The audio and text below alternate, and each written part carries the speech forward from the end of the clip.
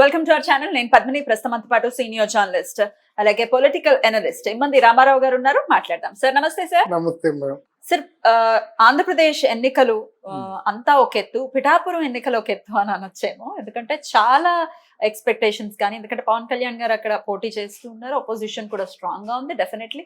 So ఎవరు గెలుస్తారు అనేది డెఫినెట్ గా ఆసక్తికరంగా మారింది. అయితే పవన్ కళ్యాణ్ గారికి పిఠాపురం అక్కడి నుంచి ఆ నియోజకవర్గంలో 1,00,000 మెజారిటీ వస్తుంది అని చెప్పి పిఠాపురంకి చెందినటువంటి వర్మ గారు వ్యాఖ్యానించడం జరిగింది.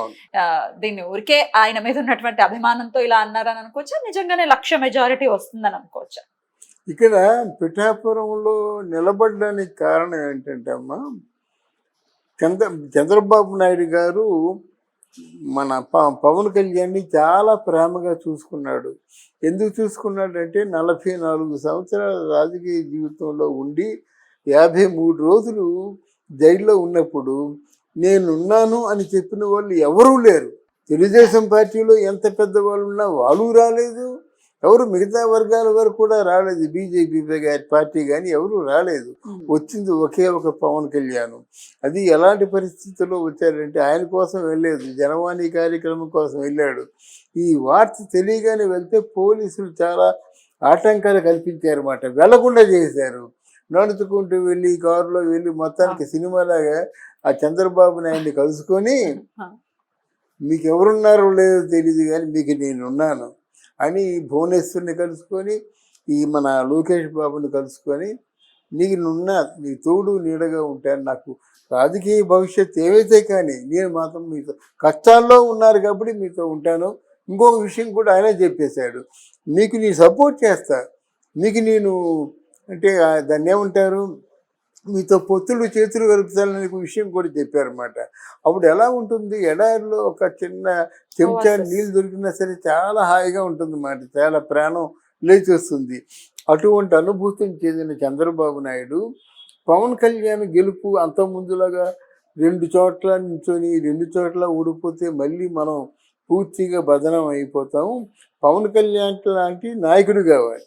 అప్పుడు ఏంటంటే ఆలోచించాడు, వర్మ అనే వ్యక్తి పిఠాపురంలో ఇండిపెండెంట్గా గెలవగల శక్తి ఉన్న వ్యక్తి అన్నమాట. ఆయన నిలబడితే గెలిచేస్తాడనమాట. అందువల్ల వర్మ అనే వ్యక్తిని పిలిచి, ఈసారికి నువ్వు త్యాగం చేయు అంటే ఊరకనే త్యాగం చేయొద్దు, నువ్వు త్యాగం చేసినందుకు నీకు ఎమ్మెల్సీ నామినేటెడ్, ఫస్ట్ ఎమ్మెల్సీ నువ్వే, తర్వాత ఏంటంటే నీకు కొంచెం అంటే నీకు ఉపయోగకరమైనటువంటి మంత్రి పదవి కూడా ఇస్తానని సముదార్చి ఇక్కడ పవన్ కళ్యాణ్ని గెలిపించే బాధ్యత నీదే అని చెప్పాడు. అప్పటి నుంచి కష్టపడి తెలుగుదేశం పార్టీ జనసేన పార్టీ రెండూ కలిసి ఇక్కడ పవన్ కళ్యాణ్ కూడా రాజకీయంగా కింగ్ మేకర్ అని ఎందుకంటారంటే, తెలుగుదేశం పార్టీ ఒకవేళ పవన్ కళ్యాణ్ పార్టీ నిలబడితే వీళ్ళు ఇంకా కష్టాలు పెట్టేస్తారన్నమాట. అక్కడ మోదీని కూడా కలిపి మోదీ చంద్రబాబు పవన్ కళ్యాణ్ అన్నారు కాబట్టి ఈ మాత్రం భయంగా ఉన్నారు. ఒకవేళ మన బీజేపీ పార్టీ లేదనుకోండి, అసలు లోపలికి వెళ్ళి మేము ఏం తెచ్చేస్తారు, ఎంత అరాచకం సృష్టిస్తారన్నమాట. కొంచెం కేంద్ర ప్రభుత్వం తాలూకు భయం ఉండాలని ముందు దూరాలోచనతో వెళ్ళి అక్కడ మోదీని మనసు కరిగించి ఒప్పందం చేసి వచ్చిన వ్యక్తి పవన్ కళ్యాణ్ అన్నమాట.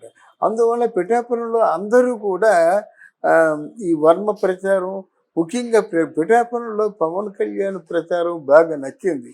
కొంతమంది మహిళలు అయితే మా కొడుకని, కొంతమంది మా అన్నయ్య అని, కొంతమంది ఇలాగేమో చెప్పుకుంటూ కంటతడి పెట్టి, ఒక మహిళ ఏముందంటే నా మొగుడు రిక్షా దొక్కుతాడు, సాయంత్రం రాగానే ఆ డబ్బులు తీసుకొని ఊరందరికీ పార్టీ చేసేస్తుందట.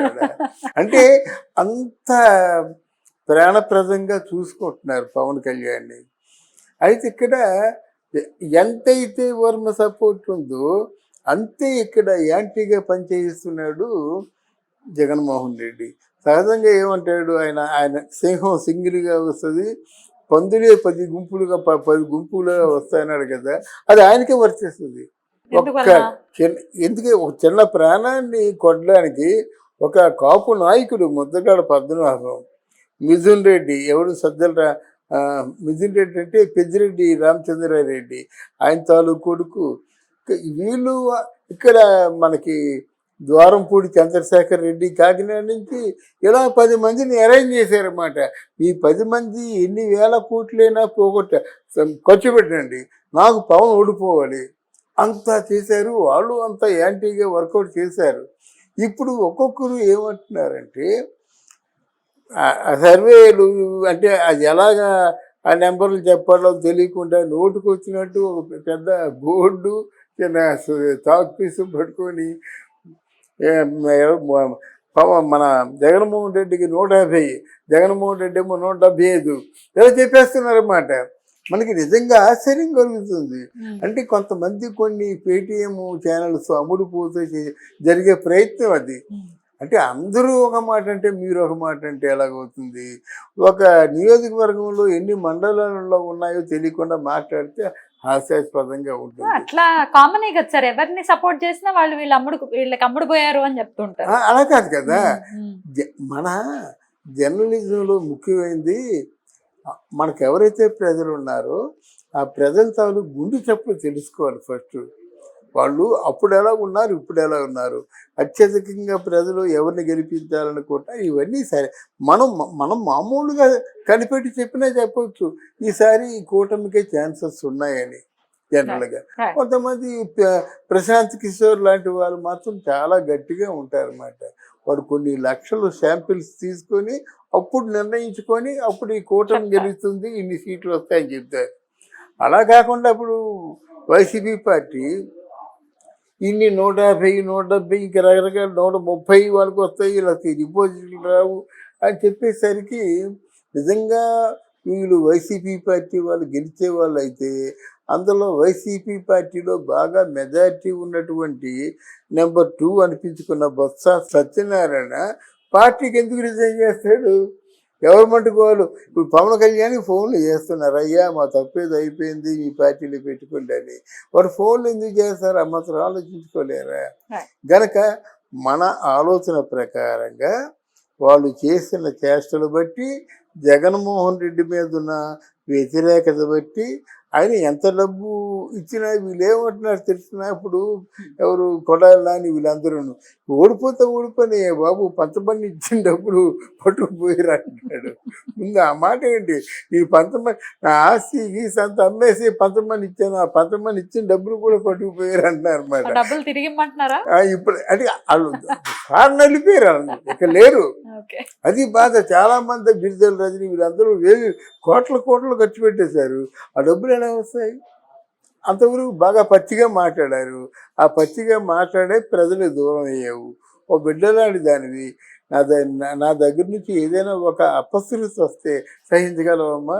అసలు ఎవరు కూడా పార్లమెంటరీ లాంగ్వేజ్ మాట్లాడారు, కానీ మీరు రేపటి తరానికి స్ఫూర్తిదాయకంగా ఉండాలి. కానీ ఇలా మాట్లాడితే మహిళలు దూరం అయిపోయారు, అలా మహిళలు దూరం అయిపోయారు. ఎట్టగాలకు మాత్రం పవన్ కళ్యాణ్కి ఈయన చెప్పినట్టుగా 1,00,000 మాత్రం రాదు, కానీ తప్పకుండా విజయవంతం అవుతాడు. మంచి మెజారిటీతో అయితే విన్ అవుతారమ్మా వీళ్ళు. అక్కడ చేసిన చేష్టలు వేరుగా ఉన్నాయి కదా. మనిషికి 3,000, 5,000 చొప్పున పంచారమ్మా. అంటే ఎంత నిస్సిగ్గుగా పంచారంటే రోడ్డు మీదకి ఆ మహిళలందరూ వచ్చేసి వంగా గీత ఇంటికి ముందు వచ్చి మా డబ్బులు అందలేదండి చెప్తున్నారు. ఈ పోలీసులు ఏం చేస్తున్నారు, ఎలక్షన్ కమిషన్ ఏం చేస్తారు, వాడికి అందే మాకు అందలేదు, మాకు మీరే ఇవ్వాలి అంటే ఎంత అంటే నవ్వుకుంటున్నాం. ఎంత హాస్యాస్పదం అయిపోయింది.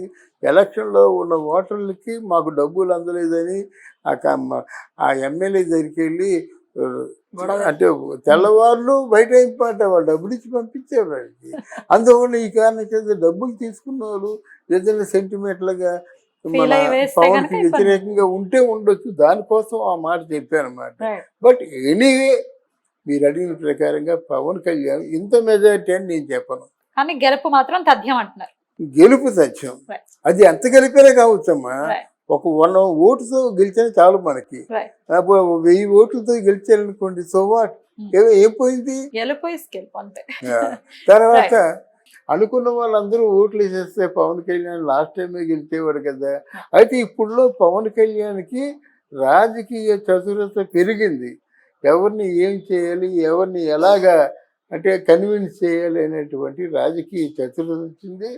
ఆయన పవన్ కళ్యాణ్ రేపటి మన తాలూకు దేశంలో గొప్ప నాయకుడు అయిపోతాడు. Yeah. ఆ నాయకుడు అవుతున్నాడు కాబట్టి నిస్వార్థమైనటువంటి దేశభక్తుల్ని ఐక్యరాజ్య సమితి నలుగురు పంపించమని చెప్పేసి మోదీ గారికి ఒక రిక్వెస్ట్ చేస్తే ఇండియా నుంచి వెళ్ళే నలుగురు నిస్వార్థమైన నాయకుల్లో పవన్ కళ్యాణ్ ఒకడు. అందువల్ల డెఫినెట్గా ఆయన దేశాన్ని పనికొచ్చే నాయకుడు అవుతారని మనం నిర్మోహమాటంగా చెప్పుకోవచ్చు. Right sir, thank you sir. Thank you అమ్మా, థ్యాంక్ యూ.